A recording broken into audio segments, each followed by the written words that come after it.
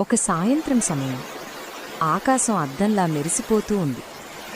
చిన్ని అనే పిల్లి మనిషిలా నడుస్తూ సముద్రం తీరానికి వచ్చింది. అలలు వస్తూ పోతూ మృదువుగా శబ్దం చేస్తున్నాయి. అప్పుడొక్కసారిగా నీటిలో ఏదో మెరుపు. చిన్ని దగ్గరికి వెళ్ళి చూస్తే ఒక చిన్న తార.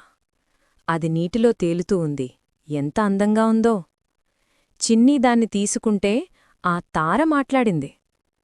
నన్ను ఆకాశానికి పంపించు చిన్నీ, నీకు ఒక కోరిక నెరవేరుతుంది అని అంది.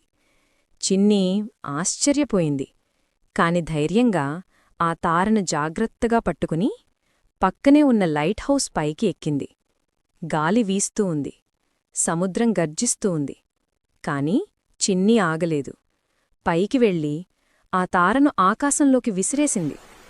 వెంటనే ఆకాశం మొత్తం తారలతో నిండిపోయింది.